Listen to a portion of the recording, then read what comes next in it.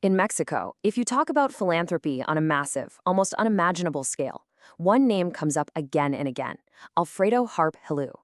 His foundation has become this incredible force, especially in the state of Oaxaca, and it's woven itself right into the cultural and social fabric of the country. But this isn't just a simple story about giving away money. Oh no. It's a story about vision, incredible impact, and, well, some deep, deep complexities. And that really brings us to the big question we're digging into today. Can one person's passions, their personal obsessions, actually reshape an entire nation? We're about to see how one man's mission has kicked up a whole lot of celebration and a fair bit of controversy, too. So to really get a handle on the foundation's huge impact, you first have to understand the man behind it all. Because with this organization, maybe more than any other I can think of, everything, and I mean everything, flows directly from the founder's personal philosophy and his life story. It all starts with his personal motto, No hay retiro a tiempo, which basically means there's no timely retirement. And that one little phrase just says it all, doesn't it? It captures this relentless, non-stop dedication. For Harp Helu, this isn't some hobby he picked up in his later years. This is his life's work, period. And what fuels that relentless drive? It's all guided by this one core idea: planting seeds. See, unlike a lot of foundations that just react to the latest disaster, this approach is all about being proactive. Every single project is seen as a seed. Plant it today with the full intention that it's going to grow and benefit people for generations to come. It's the long game. And you have to understand, this mission is also deeply, deeply personal. When he was a young man, Harp Helu was a scholarship student, and he made a promise to himself way back then that one day he would give back that help with the fruits obtained. So in a way, all this vast philanthropic work, it's really him making good on a promise he made as a kid. It's a very personal cycle of giving back. Okay, so how does this really personal mission actually translate into real-world results?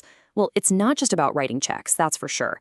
It's about building these entire interconnected ecosystems of impact that stretch across culture, sports, and the environment. So the foundation's signature move, especially for cultural preservation, is this three-step doctrine.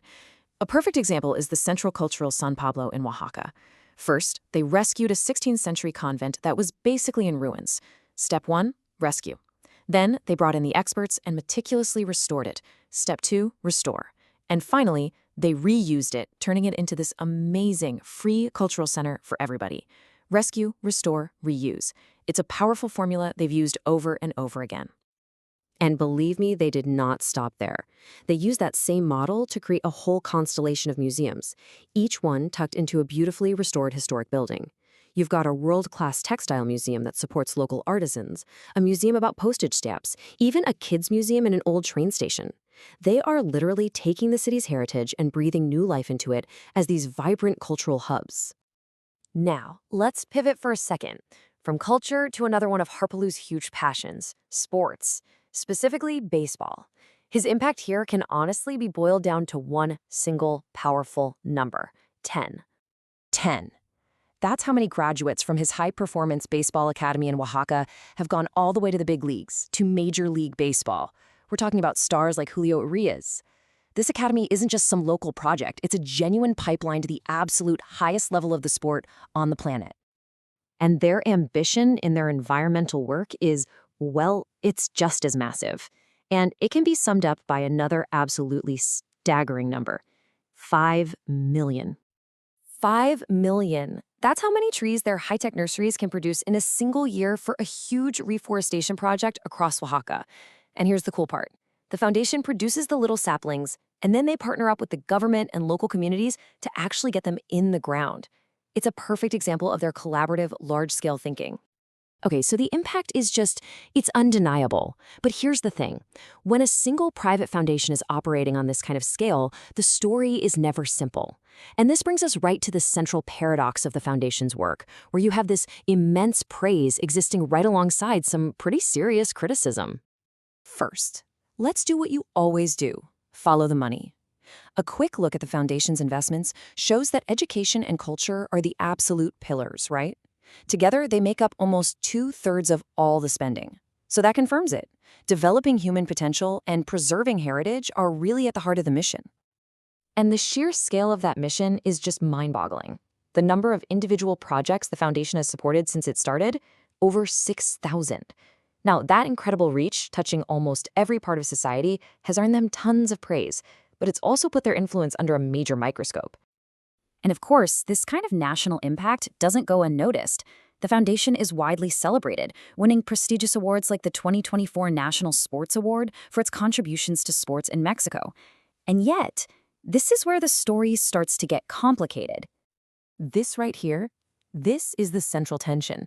On one side, you have this monumental investment for the public good, but on the other side, you have critics asking a very serious question. Where does the public good end, and where does private interest begin? And the criticism isn't vague. It zeroes in on specific cases. For instance, with some gym donations, there were allegations that the government was required to buy the equipment from a company owned by Harp Helu himself. And more recently, a 50-year lease of public university land used to expand his private baseball stadium, was called out by the university's union as a form of privatization. So all of this, the incredible achievements on one hand, and the serious controversies on the other, it all leads us to the ultimate question of legacy. How do we even begin to make sense of this unique and incredibly powerful model of giving? To really get a handle on it, some analysts have actually coined a special term: autobiographical philanthrocapitalism. Let's break that down.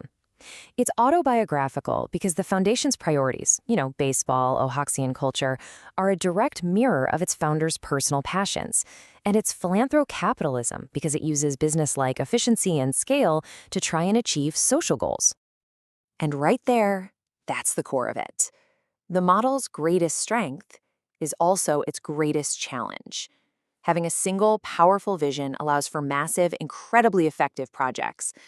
But when a business empire and a philanthropic foundation are so closely intertwined, it just inherently blurs those lines and, it invites scrutiny. Which leaves us with one last, and I think critical question. This entire foundation was built from the seeds of one man's personal passions. So how does a mission that is so intensely personal, so tied to its founder's own life story, keep growing and adopting long after he's gone? That right there is the ultimate test of its legacy.